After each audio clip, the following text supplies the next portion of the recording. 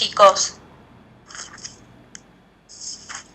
cuidando las temperaturas, ¿sí? Cuidando los volúmenes de comida, más que los volúmenes, cuidando las temperaturas, los alimentos que generen estímulo, muy bien. Decimos que entonces, ¿cuáles son los alimentos que generan mayor estímulo? Las temperaturas, ¿cuáles? Las frías. Los volúmenes de comida, más que los volúmenes, la lactosa, las temperaturas tienen que ser templadas, no evitando temperaturas templadas. ¿Sí? A ver. Claro, tenemos que evitar entonces la motilidad evitando temperaturas frías, promoviendo temperaturas templadas, ¿sí? Evitando la lactosa. Muchísimas veces vamos a tener problemas con la lactosa, con lo cual vamos a tener que evitar la lactosa. Vamos a tener que manejar un volumen moderado, estamos de acuerdo, es cierto lo que ustedes están comentando, y lo más importante de manejar un volumen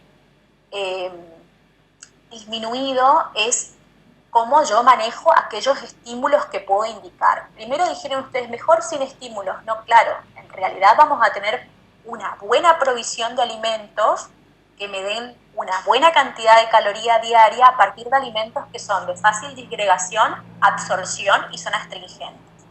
Es decir, que voy a incorporar, ¿no es cierto?, cereales decorticados, refinados, de fácil disgregación y absorción, carnes magras, predominio tejido colágeno. Voy a incorporar lípidos siempre poliinsaturados provenientes de los vegetales. Voy a evitar volúmenes aumentados. Pero como es una diarrea crónica, dentro de la disminución de la motilidad, yo tengo que incorporar estímulos moderados del peristaltismo, pero estos estímulos moderados van a estar principalmente modificados por cocción y subdivisión, ¿sí? Acá no estamos hablando de una constipación, acá sí estamos hablando de una diarrea crónica, o sea que lo que yo tengo que impedir es que el aumento de las deposiciones vaya en crecimiento y que el paciente se deshidrate.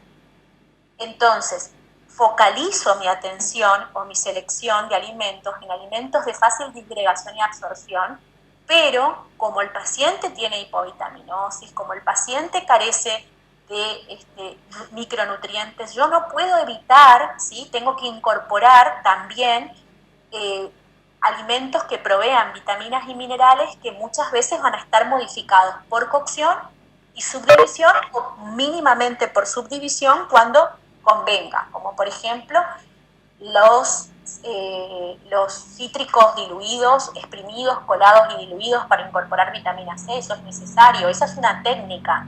Yo ahí estoy disminuyendo la motilidad porque estoy evitando la concentración de ácidos, pero estoy favoreciendo a partir de la subdivisión, si se quiere, porque nosotros estamos exprimiendo, colando y diluyendo el jugo para poder incorporar la vitamina C.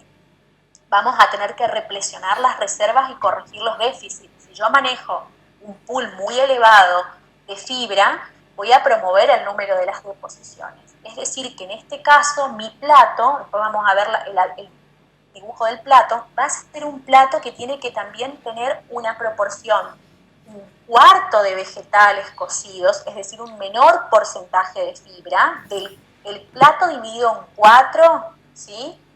2 mitades van a ser para las proteínas, ya sea clara de huevo, queso, carnes magras. 2 cuartos, perdón. Y el plato que tengo, la otra mitad va a estar dividida entre los vegetales y los cereales. O también podría, por ejemplo, hacerla ahí, como veníamos trabajando anteriormente. Pero teniendo siempre la precaución de modificar los vegetales por cocción y subdivisión para que generen menos estímulo al peristaltismo y se promueva la recuperación del peso. Conforme se va recuperando el peso, se van recuperando las funciones digestivas e intestinales, podríamos dar o progresar al paciente o indicar para consumo eventual cierto tipo de alimentos. Pero la realidad es que la mayoría del tiempo el paciente no puede consumir un vegetal crudo, entonces vamos a incorporarlo a través de soufflés, de tortillas, de budines, de revueltos. Es más tolerable o más tolerante, si se quiere, al consumo de frutas crudas, pero vamos a tener la precaución de incorporarlas a partir de retirar la cáscara, las semillas y todo lo que es fibra insoluble. ¿Cómo yo recupero el peso? Controlo las intolerancias a través de la anamnesis alimentaria. Yo tengo que preguntar si tolera, si no tolera, si le cae bien, si se inflama, si no. Bueno, este es un paciente que básicamente no tolera leche el 95% de las veces. No tolera la lactosa y tolera muy poco la leche baja en lactosa, porque ustedes saben que cuando nosotros tenemos una leche sin lactosa, se reemplaza la lactosa por fructosa y sacarosa. Sigue siendo una concentración de azúcares que muchas veces el paciente no puede tolerar o produce la misma sintomatología. Entonces, tenemos que ver si tolera lácteos sin lactosa. Otra intolerancia, por ejemplo, la pueden tener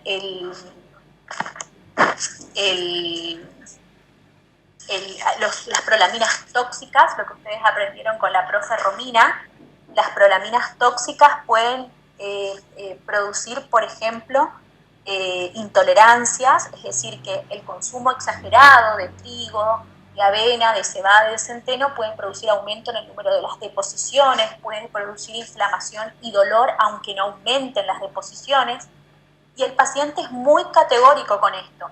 Les cuenta, no, yo no puedo consumir lácteos de ningún tipo, ni siquiera los bajos en lactosa. Yo no puedo consumir fideos porque los fideos me hacen muy mal, me distienden y me producen dolor. Es bastante común escucharlo. No es una generalidad, pero es bastante común escucharlo. Entonces, por ahí tratamos de cambiar o de dar menos cantidad de harina de trigo, por ejemplo, reemplazando el pan desecado tostado por galletas de arroz. Podemos llegar a dar postrecitos de maicena, en donde ahí sí podemos utilizar bajas proporciones de leche deslactosada porque la leche está ligada. Si eso no pasa, a lo mejor un budín o un flan, en donde también se incorpora la lactosa, la mínima cantidad de lactosa siempre diluida, sin agregado de azúcares. Se puede también, por ejemplo, incorporar preparaciones a base de almidón de maíz, como por ejemplo galletitas o almidón de mandioca, galletas de maíz y de mandioca, ¿sí? Podemos incorporar, por ejemplo, chipas que pueden ser de tipo dietéticas, no muy altas en grasa. Se puede incorporar también amasados sin TAC, que lamentablemente no lo pudimos ver todavía en cocina, pero ténganlo presente que cuando vamos a cocina y lo podemos implementar, vean que si bien yo no tengo que retirar el 100% del TAC en estos pacientes porque no tienen una enfermedad autoinmune, hay ciertas preparaciones que les pueden producir intolerancias y entonces las tengo que manejar. ¿De qué manera? Pues cuando presenta las intolerancias le voy a sugerir que retire esos alimentos de la dieta y si no presentan intolerancias no es necesario retirarlos. Es decir, que si el paciente no presenta intolerancias, no es necesario retirar el trigo, la avena, la cebada, el centeno. Eso que quiero que quede clarísimo. No es que siempre lo retiramos, sino que en la anamnesis me tiene que decir que es una intolerancia. Otra cosa, el paciente prefiere leche deslactosada para que sea ligada. Exactamente, preferimos siempre leche deslactosada y ligada si es que la leche deslactosada produce intolerancias. Si la leche deslactosada no produce intolerancia, se puede perfectamente indicar. Un segundito.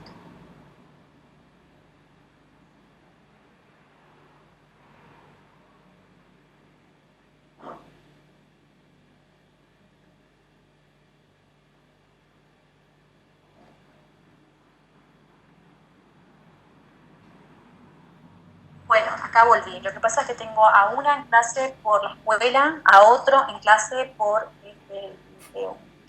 todo el mundo en mi casa está en clase virtual, en definitiva. Así que escucho 85 voces distintas, perdón.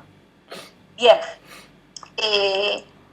Decíamos, bueno, las intolerancias. Preguntaste sobre la lactosa. La leche deslactosada es una leche que se reemplaza, dijimos, la lactosa por otros azúcares. Entonces, cuando el daño del intestino es amplio, ¿sí?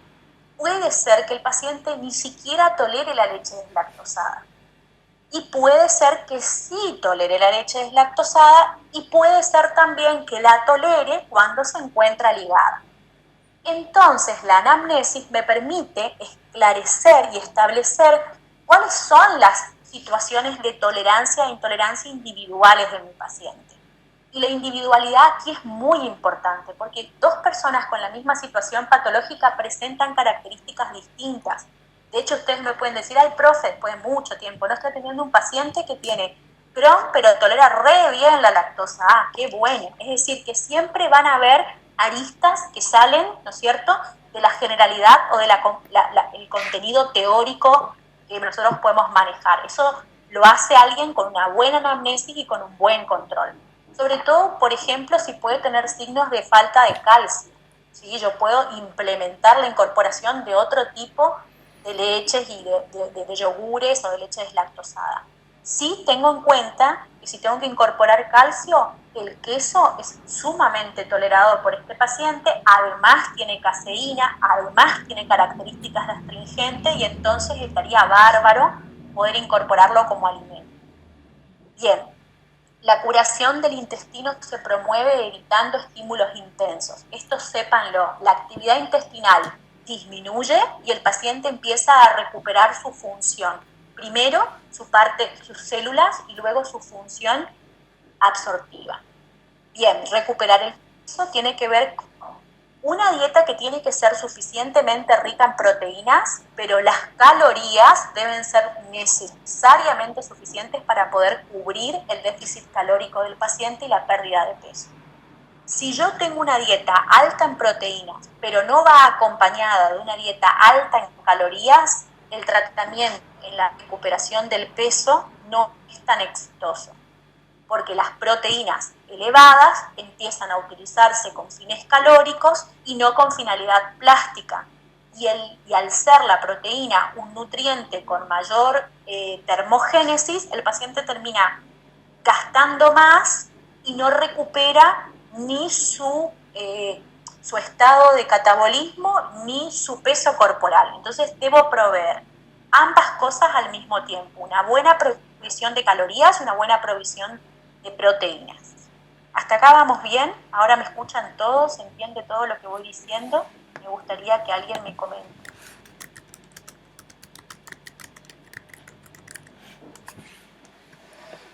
Se escucha. ¿Y entienden? Eso es muy importante, Jonathan, porque si uno dice se escucha, pero no entendí nada.